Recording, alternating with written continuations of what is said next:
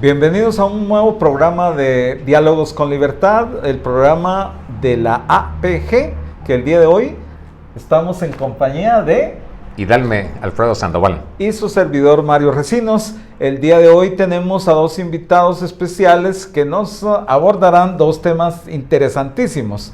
El tema precisamente del periodismo cultural y la promoción cultural, así como también el amor a la lectura de los libros. Y así también tenemos acá invitado al licenciado Sergio Toledo para hablar de la discapacidad. Bueno, y también tengo entendido que nuestro amigo Toledo es periodista y es promotor también de comunicación en el tema de no solo la discapacidad, sino que otros temas, ¿verdad? Sí, Mario, hablar de Sebastián Toledo es un currículum enorme y a pesar de que a los 5 años perdió él la vista en un accidente, tuvo que pasar muchos obstáculos para llegar hasta donde está, pero es una gran persona, sin miembro embargo, del CONADI también, sí, ¿verdad? Pues, sin embargo, ha asumido incluso el reto de representar a Guatemala en diversos eventos internacionales y tengo entendido que también ha sido docente en algunos momentos, ¿verdad? Así es, Mario, en lo que es el Comité Paralímpico han destacado muchos atletas, nos ha representado muy bien, es un orgullo para el país tener todos estos atletas con discapacidades que él ha representado fuera de nuestras fronteras. Bueno, pues sin más preámbulo vamos a empezar con nuestro programa el día de hoy y les agradecemos su audiencia. ¿Qué tal, amigos? Qué gusto poderles saludar y darles la bienvenida a un programa más de Diálogos con Libertad para la Asociación de Periodistas de Guatemala. Mi nombre es Idalme Alfredo Sandoval, quien tendrá bien la conducción del programa el día de hoy. El tema que hablaremos el día de hoy es sobre la discapacidad y para ello hemos invitado a un experto en estos temas que ha sobresalido y lo hemos visto a través de muchos medios de comunicación. Y el invitado del día de hoy, el licenciado Sebastián Toledo. Bienvenido, licenciado Sebastián Toledo. Muchísimas gracias, un cordial saludo a quienes nos están viendo y escuchando y un especial agradecimiento también a la Asociación Guatemalteca de Periodismo, la APG. La APG. Una organización que ha marcado mucho liderazgo en este campo y que por cierto ha significado también un valioso apoyo para las distintas propuestas que como movimiento de discapacidad hemos impulsado en el país. Así es, queremos también presentarlo a él. Quiero contarles que a la edad de 5 años perdió la vista en un accidente que vamos a tocar por ahí esta preguntita más adelante. Ha sido presidente del Consejo Nacional para la Atención de las Personas con Discapacidad, CONADI, locutor y productor de programas radiales para diversos medios de formato cultural y educativo, entre otros. Es un gran currículo bastante grande. Así que, nuevamente, bienvenido, licenciado pues, Toledo. Muchas gracias. Es un gusto tenerlo, pues siempre lo recordamos, que ahí lo tuvimos en programas en forma con Idalme, si usted se recuerda, hace años para hablar de deporte, temas deportivos y tantos temas, ¿verdad? Temas culturales, por supuesto, y ahí estamos siempre a la orden. Gracias. Licenciado Toledo, para iniciar el programa, pues hemos tratado de tocar este tema de la discapacidad. Quisiéramos que usted, con sus palabras, ¿cómo define la discapacidad en Guatemala? Bueno, tal vez para comprender un poco mejor este término, hay que decir que las personas con deficiencias físicas, sensoriales, mentales e intelectuales siempre hemos existido a lo largo de la historia del mundo. Y en principio se recordarán ustedes que, bueno, las películas bien antiguas nos lo demuestran, que a muchas personas con discapacidad se les destruía, se les eliminaba porque se les consideraba que eran los desperfectos de la naturaleza. Luego pasaron a ser personajes de circo, a vivir de la caridad pública, etcétera, etcétera. Y tenemos que indicar que después se nos vio como personas enfermas, que teníamos que estar institucionalizadas en hospitales o en centros de rehabilitación. No es si hasta en los años 90, cuando el mismo movimiento afianza una nueva idea para enfocar los derechos de este sector de población. Y se acuña precisamente la expresión discapacidad no porque el problema esté radicado en una persona, sino que la discapacidad la genera el entorno social y físico. Es decir, que yo soy ciego, soy una persona no vidente, o como se me quiera decir, pero cuando interactúo con mi entorno, se me genera una serie de dificultades y es ahí donde empieza la condición de discapacidad.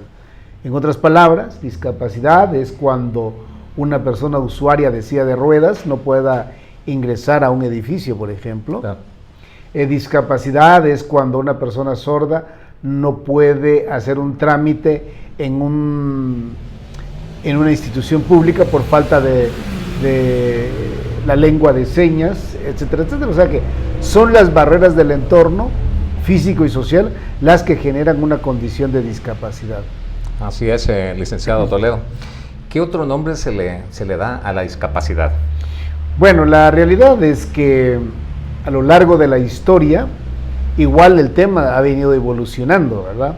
Porque antes, cuando muy al principio se decía que eran los seres anormales, después se fue suavizando la cosa, se dijo que eran subnormales, minusválidos, inválidos, impedidos, personas con retos especiales, en fin, tantas formas que se les ha denominado, pero realmente la única forma de cómo asumirlo en los actuales tiempos es con la expresión discapacidad.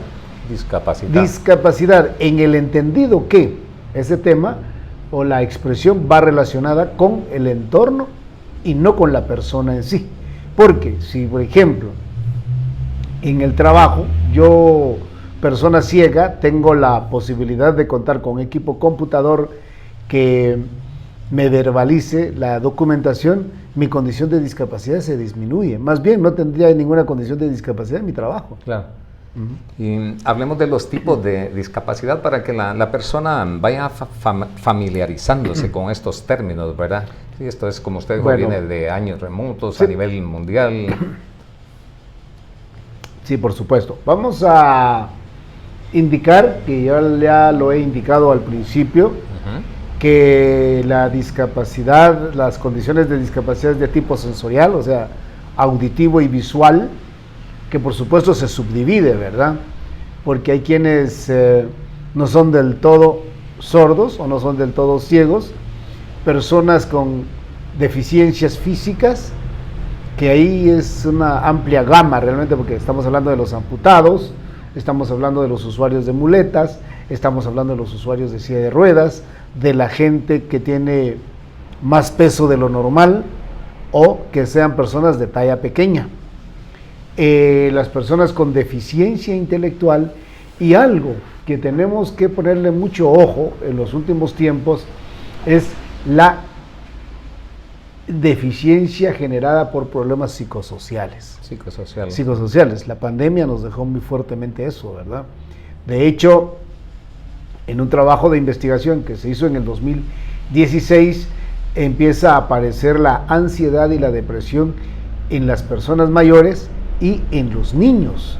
Y eso es algo que tiene que llamar la atención a todas las instituciones de gobierno, porque hay una condición de vida que está generando deficiencias que no se ve y que hay que entrarle, porque si no vamos a tener en poco tiempo una población muy alta con deficiencias de tipo psicosocial, pero que en Guatemala en este momento, vamos a ver, se dice que el 26% de las personas mayores de 50 años ya asumen una condición de discapacidad, y mucha de estas precisamente psicosocial. Sí, tiene razón, licenciado Toledo, con respecto a la pandemia, el estrés, fue terrible. El estrés que sufrimos todos, ¿verdad? Y aquí venimos nosotros como expertos en salud recomendando un poco la actividad física para oxigenar mejor al cerebro y especialmente desestresarnos y ver la vida un poco diferente mientras salimos de esta pandemia. De tipo visual, licenciado Toledo, se dice que en Guatemala el 2.5% de los habitantes tienen problemas visuales. Estamos hablando de 25,000 personas por cada millón de habitantes. ¿Es correcto? ¿Ha incrementado? ¿Está aproximado? Bueno, en el 2018 recordemos que el INE hizo el 12 censo de población y 7º de vivienda, ¿verdad? Ahí se detectó alrededor de 900,000 personas con deficiencias visuales. Yo creo que es más del 5%, más del 5% de la población. El asunto más. Sí, el asunto es que cuántas de esas personas corrigen, y es ahí donde hay que hacer cruce de variables, ¿verdad? Cuántas de esas personas superan su limitación a través del uso de anteojos. Cuando esto se supera de esa manera, ya no se considera como una deficiencia. Claro. Ya hay no hay problemas de baja visión. En cambio, el 2.5%, según la Organización Mundial de la Salud, estamos hablando que el 0.5% somos personas consideradas ciegas. O sea que en el país, si somos 16 millones de personas, estaríamos hablando de ¿qué? De 80,000 personas ciegas, ¿verdad? Totalmente ciegas, y un 2% más que tiene problemas de baja visión, que ese es un número que me temo que se está quedando corto, porque no me dejarán mentir que es cuando habían buses, ¿verdad? Las personas cuando tenían que subir un transporte público, pues se orientaban más por el color del bus que por el número. Entonces, si eran las rojas. Pero ahí el asunto está en que la persona está utilizando otros medios para orientarse porque no mira los números. Y una persona que tiene deficiencias visuales se da cuenta que las tiene hasta que se está cayendo, porque no hay educación para el manejo de la agudeza visual. Hemos tenido casos de pilotos de transporte público, por ejemplo, que admiten tener un problema visual hasta que realmente ya andan topando por todos lados. Claro. Licenciado Toledo, nos gustaría que la teleaudiencia pudiera escuchar de sus palabras el accidente que usted tuvo a los 5 años de edad. ¿Cómo fue? ¿Qué pasó en ese tiempo? Si usted fuera tan amable de contarnos. Bueno, para referir esta situación, yo tengo que decir y reconocer que yo soy una persona privilegiada, porque la OMS, y Guatemala no es la excepción, dice que la discapacidad en un 80% está en las áreas rurales del país, y las personas que la presentan o que la enfrentan viven en condiciones de pobreza y pobreza extrema. Y esa es la amarga realidad en este país. Las características económicas, culturales y económicas de Guatemala hacen que las personas con discapacidad de las áreas rurales no tengan mayores oportunidades. Vimos pasar una pandemia, o estamos viviendo en una pandemia, vimos pasar tormentas, y las personas con discapacidad no aparecen en estos registros. Y los mayormente afectados son precisamente las personas de las áreas rurales. Y decía que yo soy una persona privilegiada porque la realidad es que creo que tuve la suerte de contar con un padre que se esmeró por mí, luchó por mí. Cuando primero él se percata que yo empiezo a padecer de la vista por un golpe que recibí en la cabeza, él empezó a buscar ayuda. Primero con los recursos de la comunidad, el puesto de salud, donde regularmente no hay nada. Lo próximo que estaba ahí en la comunidad. Donde regularmente no había nada. En aquellos tiempos, más de 50 años, apenas había un medio enfermero, ¿verdad? Sí. Y luego de eso, pues, estamos viendo que la segunda opción era los propios curanderos de la comunidad, y ya hasta que se pudo realmente acudir a médicos. Pasé más o menos 2 años en esas circunstancias, y mi señor padre procuró mi asistencia a un centro médico. Ahí fue donde le dijeron: mire, lástima que trae tan tarde a su hijo,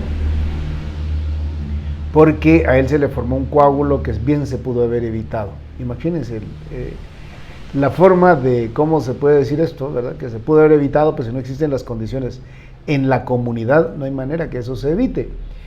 Luego, pues logré, siempre con el esfuerzo de mi padre, el resto me tocó ponerlo a mí, pues incorporarme a una escuela para ciegos y deficientes visuales. Ahí realicé mis estudios. Luego Dios me dio la oportunidad y la tenacidad suficiente para buscar mi formación académica a nivel de educación media, alcanzar la universidad y luego pues hacer muchas cosas que ahora pues son parte de la actividad que desarrollan las personas con discapacidad en el país. Indudablemente hubo una depresión, me imagino que es cierto que era una edad tan temprana, 5 años, ¿verdad? 5 años. Me imagino que le tocó aprender el sistema Braille y todo esto para incorporarse y llegar hasta donde está, licenciado Toledo. De todo un poco, pero lo cierto del caso es que creo que Dios me dio la oportunidad de marcar historia en este país, porque hemos sido parte de muchas cosas que serán de utilidad al país. Ojalá que las personas que les toque dirigir los procesos, pues se percaten que hay muchas personas que han picado piedra, sí, y que a raíz de ese picar de piedras se han logrado importantes pasos. Yo puedo hablar, por ejemplo, de la participación de personas con discapacidad en procesos electorales. Fui una de las personas que impulsó el tema. La conformación y la fundación de un ente de Estado encargado de coordinar, asesorar e impulsar las políticas en discapacidad, que debo decir que en los actuales tiempos está pasando una crisis porque guarda un silencio total ante la vulneración de derechos de personas con discapacidad en el contexto de la pandemia. El criterio de discapacidad no fue tomado en cuenta como para generar un grupo prioritario para las vacunas, por ejemplo, cuando hemos sido personas mucho más expuestas. Claro. Entonces, hay un sinfín de cosas por ahí y tenía que haber estado un poco atrás de los de primera línea, ¿verdad? Como los médicos, bomberos, la policía, estar ustedes por ahí. Mire, en El Salvador hubo una campaña masiva por el presidente salvadoreño. Hubo una campaña masiva para las personas con discapacidad, porque tenemos que pensar que ahora dicen hay que ir a los centros de vacunación, pero para ir a los centros de vacunación la persona necesita movilizarse, no hay transporte público, los lugares donde están ubicados los centros de vacunación tienen barreras arquitectónicas. O sea, hay que ver realmente cómo se generan criterios para darle prioridad a las personas con discapacidad. Discapacidad, claro. Ajá. Licenciado Toledo, ¿de dónde es originario usted? O sea, Huehuetenango. Santa Eulalia, Huehuetenango. Santa Eulalia. ¿Fue algo difícil? ¿Cómo dio ese paso de estos pueblos, venir ya a la capital, emprender todos sus estudios? ¿Dónde está realmente? Le voy a comentar algo, y siempre lo pienso cuando pienso en la discapacidad. Y cuando nosotros los promotores de derechos de personas con discapacidad hablamos, pero nos enfocamos con discursos muy urbanos. Y eso me lo enseñó un amigo mío, don Pascual Lainez, de San Sebastián, Huehuetenango, porque estaba escribiendo mi artículo sobre la accesibilidad. Y entonces quise tomar en cuenta la opinión de alguien de la ciudad y de alguien del área rural. Y los entrevisté y me decía don Pascual, yo te felicito porque seguís enmarcado en tu ciudad con rampas, con puertas, con baños accesibles, con pasos peatonales, pero realmente nadie ha abordado cuáles son las barreras que nosotros enfrentamos en el área rural, el río, la montaña y la piedra, ¿verdad? Que son barreras naturales. Entonces digo que el traslado de la ciudad hacia la capital realmente se debió a el esfuerzo de mis padres, pero también logré desarrollarme en el aspecto académico, y eso pues me ha permitido de alguna manera retornar algo de lo que Dios me ha dado a las personas que como yo tienen una deficiencia. Y siempre he dicho que si algún día a mí me quitaran lo que me han regalado, me lo quitarían todo. Así es. Porque a mí se me abrieron las puertas por un sinfín de personas. Y si tuviera que hacer un listado de personas, pues no terminaría, pero sí, es. Muchas personas me abrieron las puertas, los clubes de leones, los clubes de rotarios, personas que hasta en lo individual, pues hicieron algo por mí, y ahora pues corresponde hacerlo por los demás. ¿Y recuerda usted cuál fue su primer trabajo, Sebastián? Me imagino que Sí, lo debe recordar. Sí, lo recuerdo muy bien. Fue vender utensilios de salones de belleza. Sí, unos taponcitos para no dejar ir el agua, el cabello a la reposadera, aunque la vez pasada estábamos haciendo un ejercicio de cuáles fueron nuestros primeros trabajos. Y yo dije que pero si uno hace la reflexión de qué ocupaciones tenía uno de pequeño en el campo, alcanzar semillas, llevar la comida a los trabajadores, y ya ciego, pues mi madre me dijo algo que en algún momento tal vez lo valoré como algo injusto, pero ella siempre dijo: aquí el que trabaja come, el que no trabaja no come. Aquí está tu surco y hay que tapizcar. Y aprendí a tapizcar a la edad de 5 años. Y no sé ni cuánto me pagaban, ¿verdad? Pero sí me pagaban algo, y también pues aprendí a hacer otras cositas del campo, pero me especialicé en la tapizcada, ¿verdad? Porque era un trabajo que se hacía de pie y con manojos de milpa cercanos a uno, ¿verdad? Así es. Y que regularmente va en surcos, entonces no me presentaba ninguna dificultad, y lo lograba hacer, y la realidad es que lo valoro también como mis primeras experiencias de trabajo, y creo que a eso se debe en buena parte la tenacidad que uno va a ir marcando en su vida. Claro. Y también hablemos de lo que es el Comité Paralímpico Guatemalteco. Usted también ha tenido la oportunidad de estar con los muchachos que nos han representado a nivel internacional, todos los logros que hemos recibido ahí. Cuéntanos. Yo fui vicepresidente del Comité Paralímpico durante 4 años. Me siento muy identificado, plenamente identificado con los derechos deportivos de las personas con discapacidad. Yo soy de la idea que en Guatemala no estamos generando procesos de participación deportiva. Han sido acciones muy coyunturales las que nos han salido, y esas acciones coyunturales pues nos han llevado a hacer papeles muy importantes, pero últimamente pues tengo que decirlo y asumo la responsabilidad de lo que digo. Siento que todavía estamos enfocando el tema desde un enfoque asistencialista, de que denme, cuando el olimpismo nos manda a desarrollar procesos de calificación deportiva. Claro. O sea, yo tengo que superar marcas para irme a un mundial, por ejemplo. Tengo que superar marcas para irme a una Olimpiada Paralímpica.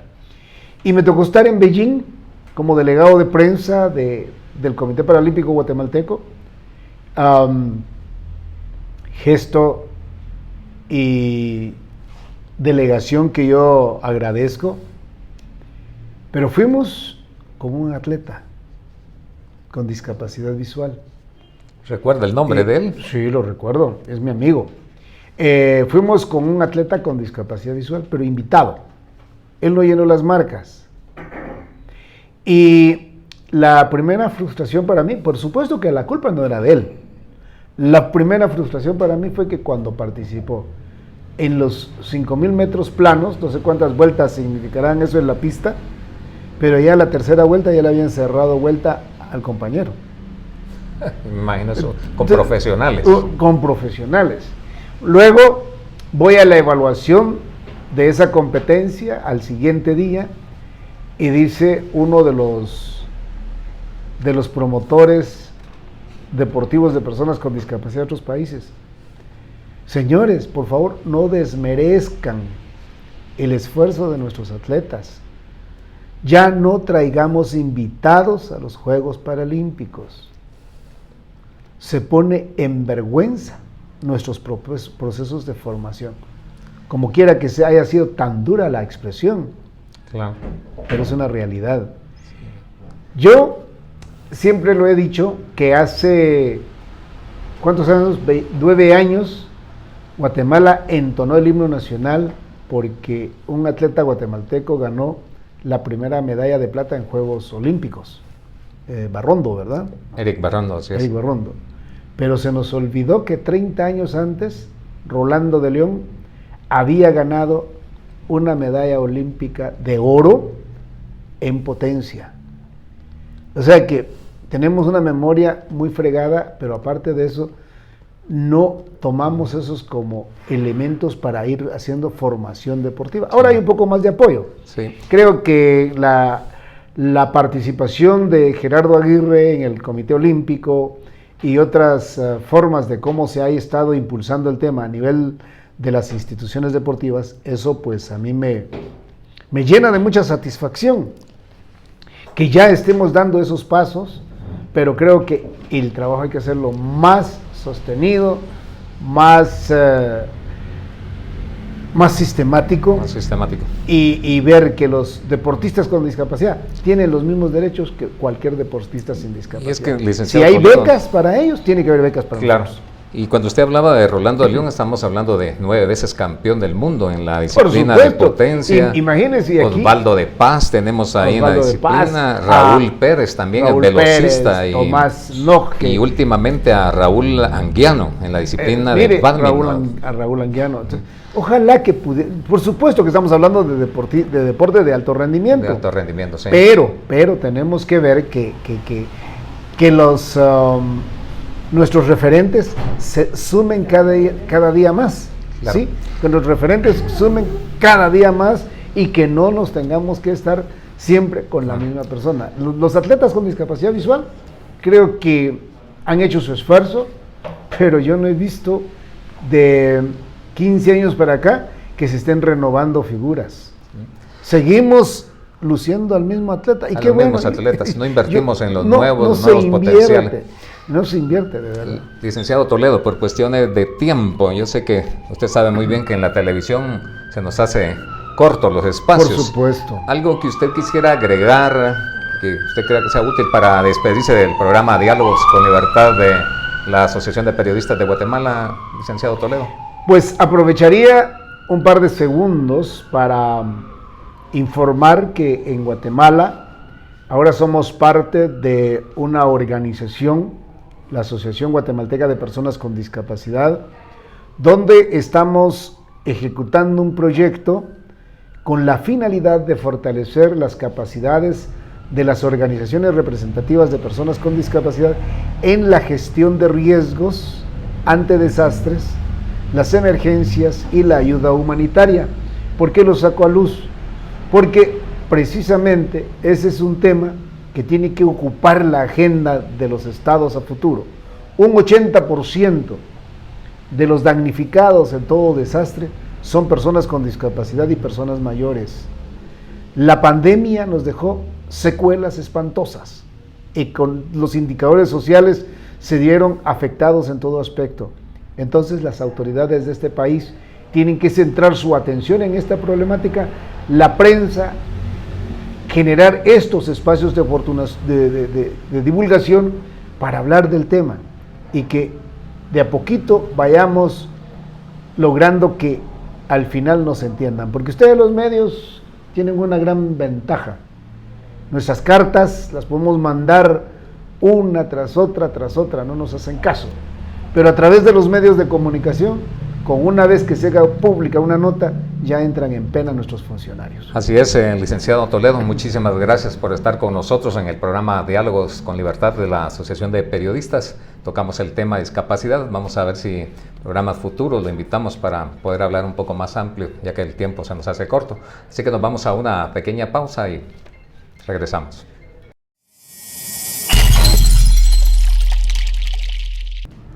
Buenas, mucho gusto de saludarlos nuevamente en su programa Diálogos con Libertad de la APG, y el día de hoy nos acompaña Brenda Monzón, promotora cultural, periodista y sobre todo impulsora de la lectura infantil en Guatemala a través de su proyecto FILIC, que este año arriba a su aniversario número 6, exactamente. Pues el día de hoy Brenda Monzón es nuestra invitada especial para el programa Diálogos con Libertad, y precisamente uno de los primeros temas que vamos a tratar es precisamente acerca de qué es el periodismo cultural y cómo, en qué sentido y de qué manera el periodismo cultural promueve el desarrollo no solo de la lectura, sino del conocimiento de nuestro patrimonio nacional, pero también todas las actividades que implica la cultura en Guatemala. Entonces, ¿qué es para ti el periodismo cultural, Brenda? Hola Mario, gracias por recibirme en este segmento tan especial y también estar para la APG, que bueno, mi papá perteneció tantos años a la APG y me tiene tantos recuerdos, pero bueno, el periodismo cultural es informar a la población, es transmitir, es compartir las buenas nuevas del tema cultural. Y cuando hablamos de cultural, ya lo decías, no solo es la lectura, no solo es literatura. Ahora, desde hace algunos años, en varios países del mundo está de moda la economía naranja. No sé si las has escuchado, claro. Esas famosas palabritas que realmente lo que son es industrias creativas, es lo cultural, todo lo que estamos creando. La cultura va a depender de cada región, ¿verdad? De lo que para nosotros sea aceptado, porque ya sea que viene por tradición o sean cosas nuevas que se están aceptando, pero que estén dentro del imaginario de una población. Entonces el periodismo cultural es saber transmitir estas ideas, saber transmitir esta información a la población, compartir estas noticias para que todos podamos crear en conjunto estas prácticas culturales que, ya lo dije, van a variar de región en región, de aldea en aldea, de municipio en municipio, de país en país, pero que son importantes porque en el grupo donde son socialmente aceptadas nos dan sentido de pertenencia, que es tan importante eso, nos dan sentido de orgullo, sabemos que pertenecemos a un determinado grupo social o a una determinada área geográfica por la cultura que se maneja en cada uno de esos lugares. Me llama mucho la atención este concepto y cómo manejas tú lo que es todo el panorama de la cultura, porque precisamente y tradicionalmente hemos conocido que el periodismo cultural para muchos era dar a conocer las actividades de teatro, música, danza, que por lo regular era de índole urbano, ¿verdad? Sí. Y tú te estás yendo precisamente hacia lo que es lo comunitario, la raíz de la esencia de las culturas nuestras, ¿verdad? Como son los diferentes pueblos, ¿verdad? Y sobre todo, pues, el hecho de que también, como dicen, la gestión cultural no es solo dar a conocer, sino también promoverla, ¿verdad? Es muchísimo trabajo. Y en ese sentido, por ejemplo, tú que eres presidente de la Asociación DANTA, ¿cómo has visualizado y cómo has visto el desarrollo cultural en los últimos años en Guatemala? Bueno, para eso voy a hacer un recapitular así muy rapidísimo. Ya te dije que gracias a mi papá yo tuve este acercamiento con la cultura desde muy pequeña, lo cual me lo hizo saber desde primera mano. O sea, esto es, perdón, ¿ibas a ver? Sí, A propósito, no lo mencioné, pero es muy importante que nuestra audiencia lo conozca, pero Brenda es hija del insigne compositor y reconocido compositor José Ernesto Monzón, que prácticamente es el cantor del paisaje, pero no solo el cantor del paisaje, sino que él dejó música de todo el país, y esa es una de las grandezas. Que por cierto, este programa se va a transmitir todavía en el mes de junio, y esto es una cuestión bien importante porque, por ejemplo, el 26 de junio... el 23 de junio será el aniversario de compositor de mi papá, porque mi papá compuso su primera canción precisamente aquí en Zona 1, un 23 de junio de 1937. Él tenía 20 años tenía él. En 1937 él tenía 20 años, y junio es una fecha muy especial. Por eso aprovecho para decir, a través de mis redes sociales, el 23 de junio empezaré a dar cápsulas informativas con datos de José Ernesto Monzón. Son pequeños videos donde vamos a hablar por qué José Ernesto Monzón compuso esta canción, por qué compuso Soy de Zacapa, Milagroso Señor de Esquipulas, algunos datos.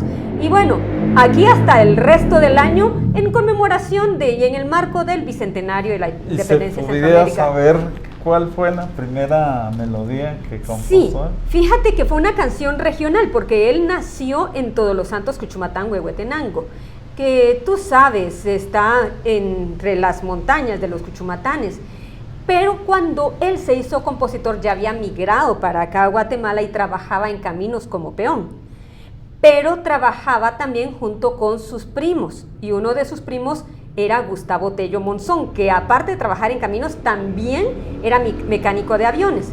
El tema es de que en ese entonces, claro, no habían todas las cuestiones ahora en que los jóvenes pues pasan el tiempo, que es internet, las páginas, las redes sociales y esto y lo otro. No había nada de eso, y el pasatiempo de los primos Monzón era tocar guitarra. Entonces, desde pequeños vieron que José Ernesto Monzón tenía como mucha agilidad por allí. Y bueno, ya me estoy adelantando, mejor miren las cápsulas, porque si no, miren las cápsulas y ya les voy a contar todo el chisme a través de mis redes sociales. Las pueden encontrar en brendamonzon.com, valga la publicidad. Sí. Bueno, y retomando entonces el tema de la promoción cultural, que es uno de tus fuertes, ¿cómo y qué dificultades se encuentra el promotor cultural en un momento en que casi hay cero promoción o cero actividades casi? Mira, hay muchos retos, perdón que te interrumpa allí, pero hay retos y hay oportunidades que no han sabido muchos encontrarlas o buscarlas. El que busca encuentra. Son parte de las charlas que yo he dado con el acompañamiento de ADESCA, o algunas veces a título personal, que voy a diferentes municipios y aldeas de Guatemala. Ya tú lo decías, que pensaban que era solo del área urbana. ¿Por qué se creía que era solo del área urbana? Porque los medios de comunicación fuertes se concentraban en el área urbana, y precisamente en Zona 1, tú lo sabes. Entonces, lo que retrataban era lo que pasaba aquí en la capital, pero lo que hemos querido es descentralizar, y hay muchísimas expresiones, por supuesto, culturales, porque lo que se retrata en el área urbana es lo que vemos en el área rural, simplemente que lo traemos para acá. Los retos son grandísimos. Primero, tú sabes que en los medios de comunicación, sea prensa escrita, radio, televisión, cine o en redes sociales, cada vez hay menos espacio para el área cultural. Antes, en uno de los medios impresos más fuertes de Guatemala, eran 2, 3 páginas, ahora se redujo a media página para tantas actividades culturales. Pero tenemos algo, las redes sociales, que son temas que están gratuitos. Claro, dependerá del acceso a internet. Acceso a internet ahora hay en casi la mayoría de municipios, si no bien en todas las casas, pero sí en la mayoría de municipios. También para eso hicimos un estudio. ¿Cuál es la red social que más se usa en la mayoría de municipios? Facebook. Entonces, la herramienta en el área rural para dar a conocer esto podría ser Facebook, si hablamos de redes sociales, aunque también hay muchas radios comunitarias o muchos grupos que trabajan en sus comunidades. Yo conozco a grupos que están haciendo labores grandísimas. Lo que pasa es que aquí en la ciudad no se conocen, pero en sus municipios, en sus aldeas, son referentes de toda la vida. Pero yo creo que allí uno de nuestros grandes aliados son las redes sociales, y en un grupo de 10 personas, más de una persona tiene 1 o 2 celulares, 1 o 2 personas y tienen acceso a internet. Yo lo que les digo es, sepan vender la noticia, sepan transmitir esa información, porque muchas veces, si vamos a hablar de los celulares, el teléfono es inteligente, pero falta saber si nosotros somos inteligentes, en el sentido de que el teléfono nos va a tomar una foto, pero el encuadre lo vamos a dar nosotros, el tiempo del video lo vamos a dar nosotros, y muchas veces yo me dedico a dar esta clase de talleres para que sepan cómo difundir sus noticias. Exactamente. Me llama la atención otro aspecto que creo que el público también se pregunta. Por ejemplo, la oferta cultural en este momento, ¿cómo la ves tú? Para que los promotores culturales y el periodismo cultural también tengan los espacios adecuados, ¿no? Ok, mira, la oferta cultural, vamos a hablar en tiempo de COVID y en tiempo post-COVID, porque son fenómenos diferentes. ¿Qué va a pasar después? Primero, hay poco financiamiento, eso tenemos que saberlo, ¿verdad? Desde las políticas públicas del Estado, hablando de un Ministerio de Cultura que, pues bueno, la mayoría es del deporte, pero no de la cultura, con un 0.06% del presupuesto nacional que se dedica a la cultura. O sea, estamos hablando de un presupuesto realmente muy raquítico y muy pobre, ¿verdad? Entonces, los proyectos culturales, los gestores culturales y las agrupaciones o colectivos culturales tienen que sobrevivir ingeniándoselas. Eso. Y ahora ha salido a la luz el ingenio. De pronto hemos saturado, porque también soy parte de esa saturación, la oferta virtual. Entonces aprendimos que esto, ¿verdad? Podemos poner una cámara, podemos empezar a transmitir desde nuestra sala, desde nuestro jardín, pero ahora es si lo que estamos ofreciendo tiene la calidad necesaria. Y es donde el artista o el gestor cultural tiene que seguirse profesionalizando cada día. A la par de eso hay muchos cursos que se están dando en línea, algunos gratuitos, algunos con costo. Pero, ¿cómo se ha salvado esto? Por el momento, la creatividad. Siempre hemos sido creativos, los artistas o los que nos dedicamos a cultura siempre hemos sido creativos. Entonces es simplemente saber cómo vamos a transmitir esas ideas y ese concepto en este momento. Pero aún bajo la pandemia, hubo y hay agrupaciones que siguieron trabajando con su distanciamiento, organizándose y solo están esperando que puedan volver los temas presenciales para seguir con ellos. Claro, dependerá de las bajas humanas que tengamos, ¿verdad? Porque lamentablemente el COVID se ha llevado a mucha gente valiosa, valiosísima, que hizo y estaba haciendo un trabajo profundo y también ha dejado secuelas económicas. Entonces va a depender de esa situación, pero el artista siempre ha sido creativo y siempre ha buscado la forma de acercarse a su público. Claro. Brenda, una de las facetas que más ha estado en nuestro imaginario en los últimos años sobre tu desarrollo cultural ha sido precisamente ser una promotora de la lectura infantil. Cuéntanos un poco de ese desafío que has tenido y esa aventura de lograr organizar una feria del libro para los niños y para los jóvenes. Sí, es un desafío tremendo. Mira, Mario, si a mí hace 8 años me hubieran dicho que a lo que me iba a meter no lo hubiera hecho ni loca. Pero gracias a Dios no me lo dijeron, porque hubo retos. O sea, uno de los principales fue por creer yo que la lectura y los libros eran un tema tan noble, creí que íbamos a tener aliados naturales. Aliados, personas individuales, instituciones, colectivos, que dijimos, trabajamos con el mismo, pero no. Te voy a decir honestamente, ¿qué es el mayor reto? El individualismo, el protagonismo, cuotas de poder. No, yo soy, yo quiero figurar. el figurar y no trabajar en conjunto, creo que le ha hecho mucho daño a Guatemala, y no solo en el tema lector, no solo en el tema de libros, sino que podemos hacer así una lista grande. Ese ha sido uno de los desafíos principales, y por supuesto que no se le tome la atención debida. Habemos o escuchamos y vemos mucho en redes sociales, en televisión, discursos que dicen la niñez y la juventud en Guatemala, en Centroamérica es lo más importante, pero al momento de ver la inversión, eso es muy difícil, eso es otro mundo, porque aparte mucha gente me ha dicho, deberías de ir a la cooperación internacional. La cooperación internacional, lamentablemente, la mayoría se hizo para dar caridad, no para construir. Y caridad y construcción son cosas muy diferentes. Para caridad es alguien que te lleva un jugo en ese momento, se toman la foto y ya le dimos jugo a estos 50 niños. Pero la construcción para cambiar sus niveles de vida a través del conocimiento, tú sabes que eso tiene que ser un trabajo de hormiga, claro, y consciente de lo que se está haciendo. Mira, es un trabajo grandísimo, pero a pesar de nosotros no tenemos un solo centavo de patrocinio del gobierno o empresa privada de Guatemala. ¿Y cómo hemos logrado subsistir? Con una red de aliados.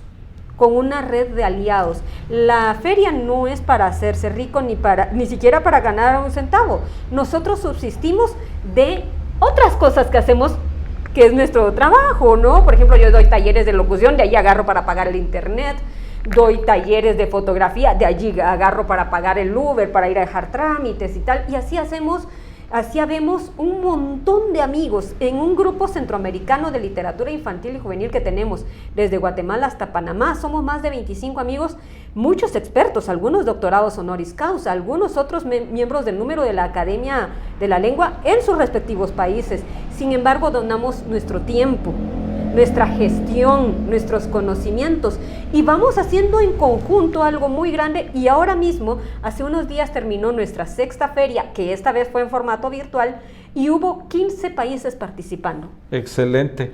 Y en términos numéricos, diríamos, ¿cuál ha sido el impacto real de estas 6 ferias? ¿A cuántos niños hemos llegado? ¿Qué nivel de lectura se ha propiciado y qué autores han estado dentro de las ferias? Mira, tener datos duros sobre eso es muy complicado. En realidad, en las ferias que hemos atendido nosotros presencialmente a 60,000 niños, presencialmente. Pero recordemos que esto es como una piedra que cae al río, la onda expansiva, que es lo más importante. Claro.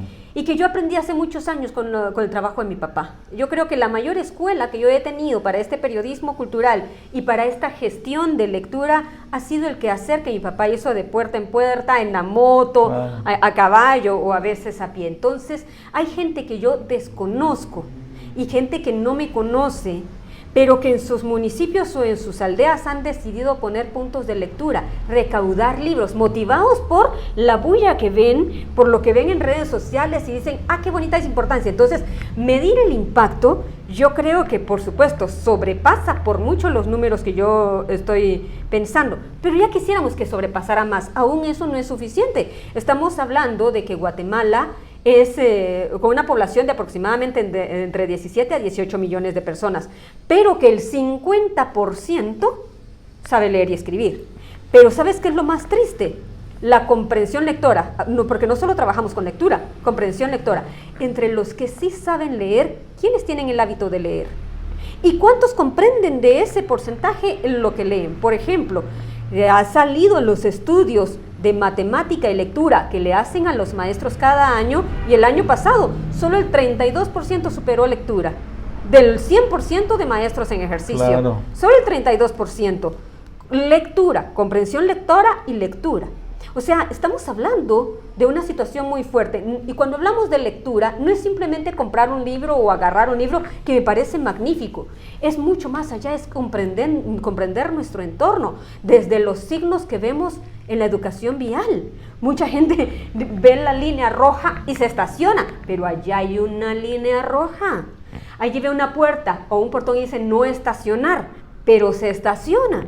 Desde eso es la lectura y eso es la comprensión lectora. Leemos números, leemos signos, leemos las vallas publicitarias. hay gente que no tiene ni siquiera, no se toma el tiempo ni siquiera de leer instrucciones. ¿Y cómo se hace esto? Ahí están las instrucciones. Y estamos hablando de todos niveles y de todas edades. Estoy hablando desde doctorados, que me ha tocado a veces, yo digo, ¿qué pasa? Claro, y hay un tema que me sugiere también preguntarte, y es el hecho de que ¿qué leen los niños y qué leen los jóvenes dentro del espectro de la lectura en Guatemala? Mira, allí hay mucho de qué hablar también, porque los niños, y lo hemos hablado mucho con el grupo, nos están vendiendo mucha literatura vacía, que no es literatura, pues nos están vendiendo muchos libros vacíos. Y vamos a hablar, los libros Disney, que nos llaman la atención por los colores, por el empastado, pero que al momento no es una esencia, no es un libro que te haga pensar. Y de allí parte un concepto muy importante que hemos estado tejiendo. ¿Qué es la literatura infantil? Porque mucha gente cree que la literatura infantil son los libros de texto que nos dan en primaria, o es irnos a la librería, al área infantil, donde están los libros con colores, con retazos.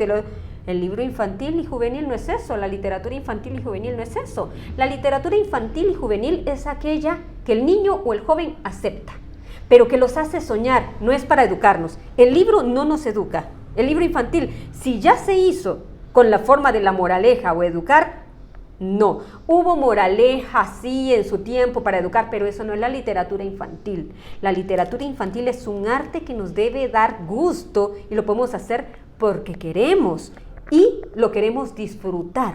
Eso es la literatura infantil. ¿Y cómo podríamos promover la literatura o los autores de libros dirigidos precisamente para niños y para jóvenes en Guatemala? ¿Cuál sería tu consejo en ese sentido? Es que no hay libros para niños y para jóvenes. Desde el momento en el que nosotros segmentamos, claro, no le voy a poner a un niño de 5 años un Salman Rushdie, ¿verdad? No. Eso es imposible. Pero el niño a partir de los 9, 10 años ya puede escoger su lectura. Lo que pasa es que lo vemos desde el punto de la superioridad adulta. Y entonces seleccionamos libros para la primera infancia, para la segunda infancia, estos son libros. Hay libros que se pueden sugerir sí, los libros ilustrados, que muchas veces no traen textos, solo figuras, pero decimos, los dibujitos no valen. Claro, es una forma de lectura. Es una forma de lectura, pero si hablamos de niños pequeños, por supuesto, lo que le tenemos que dar son libros que ellos puedan leer con letras grandes y con bonitas ilustraciones. Las ilustraciones ellos las interpretan a su modo. Pero obviamente hay también concursos de cuento infantil, por ejemplo. Pero ellos ya lo escriben. Ellos ya lo escriben. Ya lo escriben los Mira, niños. Y hay libros muy hermosos, por ejemplo, que no se hizo para niños, pero que está tomado para niños, El Principito. Pero es para todas edades, ¿no? Yo me he topado con jóvenes o con niños, vamos a hablar de niños de 10 años, que leen a los grandes autores de Guatemala, Pepe Milla, que leen a Flavio Herrera, que leen, ya hablábamos de los libros de la tipografía nacional con estos grandes autores, Francisco Morales Santos. Francisco Morales Santos, de hecho, que es el director de Editorial Cultura y un gran poeta y escritor, él tiene una colección impresa por tipografía nacional con uno de los mejores cuentos de literatura infantil y juvenil que se han escrito en Guatemala. Humberto Acabal, Piedra Santa, le publicó algunos poemas preciosísimos. Entonces yo creo que simplemente hay que saber guiarlos, es nada más. Bueno, pero hay otra faceta tuya, Brenda, que es la poesía, ¿verdad? Totalmente. ¿Cómo está tu última producción de poesía? Mira, allí hay una disyuntiva con algunas personas que me siguen porque creen que si yo hago literatura infantil, solo tengo que dedicarme a eso, pero realmente yo desde muy pequeña he escrito poesía erótica. Lo he dejado un poco de lado porque me dediqué de lleno desde hace 9 años a la promoción lectora. Y eso me ha ocupado todo el tiempo. De cuando en cuando escribo algo de poesía. Y sí quisiera ahora retomar eso y ya sacar un nuevo libro, pero te voy a así recitar uno muy rapidísimo, que por ejemplo, vamos a ver,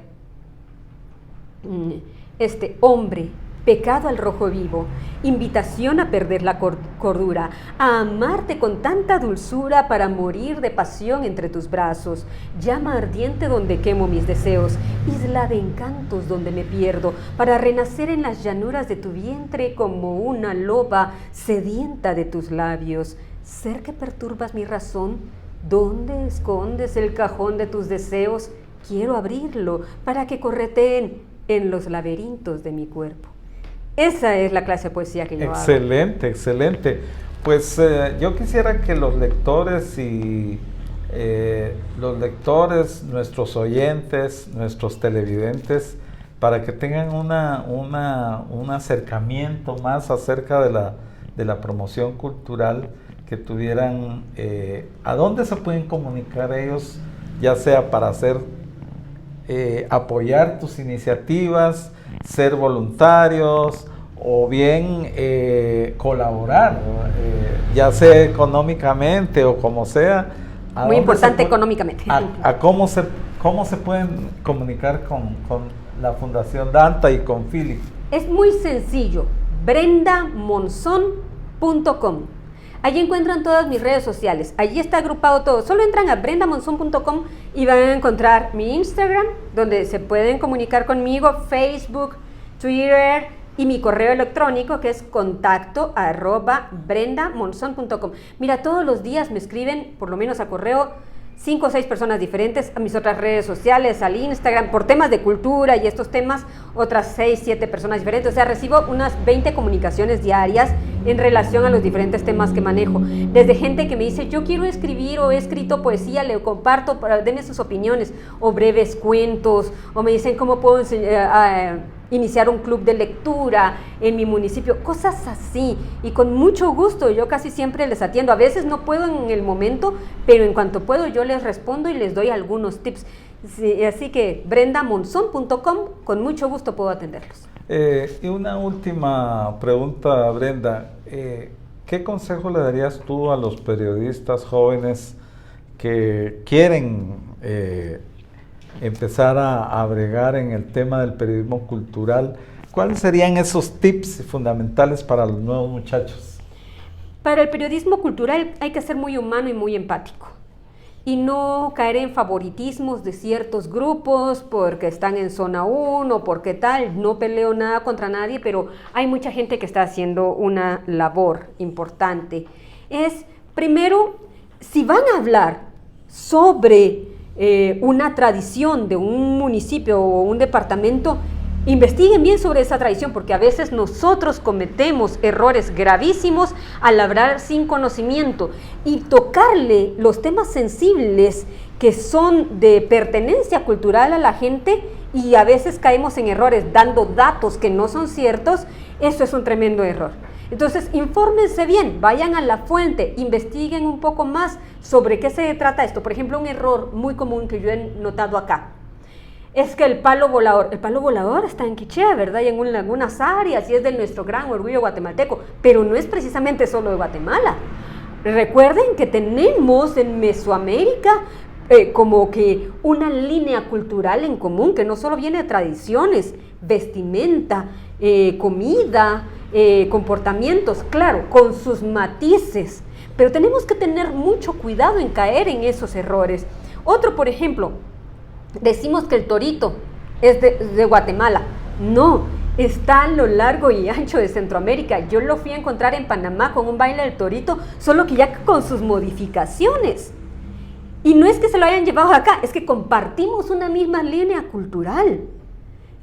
Compartimos un mismo idioma, digamos, general, habla hispana, aunque en diferentes países se hablan diferentes idiomas propios que son originarios, pero que compartimos comidas, o sea, compartimos hasta las mismas, ¿qué te dijera yo? Flora y fauna, empezando por eso, compartimos flora y fauna en toda Mesoamérica. Entonces tenemos que tener cuidado con lo que vamos a informar, e informémonos bien para dar datos certeros. Sí, a propósito de eso, yo me recuerdo cuando el Centro de Estudios Folclóricos de la Universidad de San Carlos, CEFOL, se propuso hacer una recopilación de toda la música nacional, ¿verdad? y entonces nos sorprendimos porque encontramos música autóctona en muchas regiones que, por ejemplo, nunca hubiéramos, por ejemplo, la marimba de Petén suena diferente a la marimba de Quetzaltenango, ¿ah? Por ejemplo.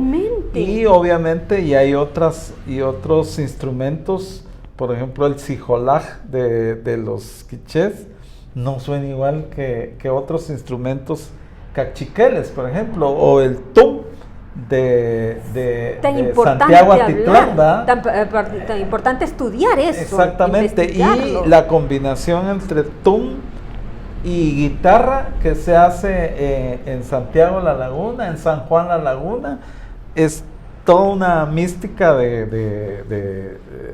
fundamentalmente combinada con lo ancestral, ¿verdad? Con la música ancestral. Hablando de eso, primero, hace unos meses antes de entrar la pandemia di una charla sobre la marimba, pero me basé en 2 libros, de David Vela y del maestro Lester Godínez. Y aún así ellos dicen que hay que seguir investigando, ¿verdad? Por lo mismo que tú dices. Pero, a ver, otra cosa que yo iba a mencionar, y que no recuerdo en este momento, pero por decirte lo de David Vela y lo de Lester Godínez. La historia de la marimba o algo. No, hablando de lo que tú decías cuando era CEFOL, porque ya no se llama CEFOL, ahora se llama Centro de Estudios Interculturales, me parece, de la Universidad de San Carlos de Guatemala.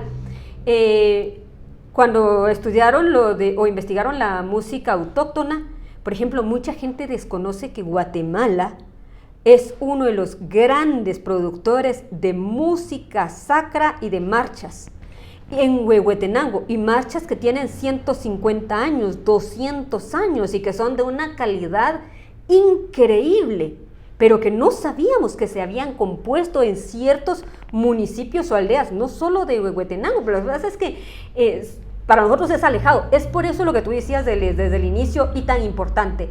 Pensábamos que la cultura solo se refería al área urbana. No, el área urbana refleja algo muy pequeño de una gran población tan diversa que somos. Sí, de igual manera, hace muchos años el maestro Zoel Valdés con su grupo de danza nos redescubrió también el panorama de la danza en Guatemala.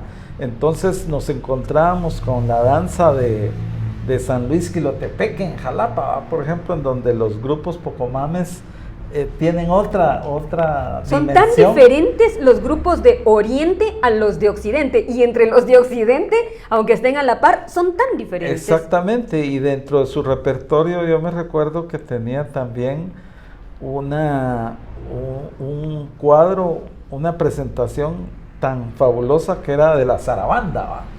Entonces todo el mundo se sorprendió en ese momento, y ese grupo de Zoel Valdés desapareció, pues, cuando deberíamos de promover su reaparición, ¿verdad? Solo quiero, ya creo que casi vamos a terminar, solo quiero acotar con esto sobre el maestro Carlos René García Escobar, que fue uno de los grandes bailadores de acá de Guatemala, en eso de las danzas y tal, y también tiene mucho trabajo investigado y publicado en diferentes libros. Así que valdría la pena también recordar un poquito de eso, ¿verdad? Bueno, yo creo que nos va a quedar en el tintero y dentro de la agenda otro programa para realmente ahondar todos estos aspectos relacionados con la cultura, con el periodismo cultural, con la promoción del libro, con la lectura y todos los aspectos que el día de hoy hemos compartido con Brenda Monzón y sus iniciativas aplaudidas. Y esta es tu casa siempre. Gracias. Brenda.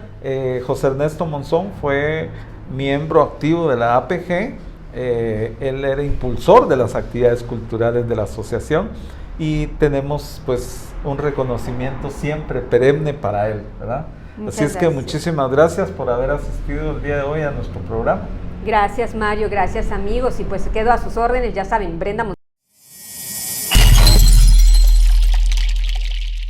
Y con esto queremos aprovechar para agradecer de sobremanera el espacio que Radio Universidad nos concede a la APG para poder llevar nuestros temas y diálogos con libertad a todo el país a través del 92.1 FM, así es. FM y a través también de las plataformas, lo que es Facebook Live y YouTube. Puede sintonizar a lo que es Diálogos con Libertad de la máxima autoridad en periodismo, como lo es la Asociación de Periodistas de Guatemala.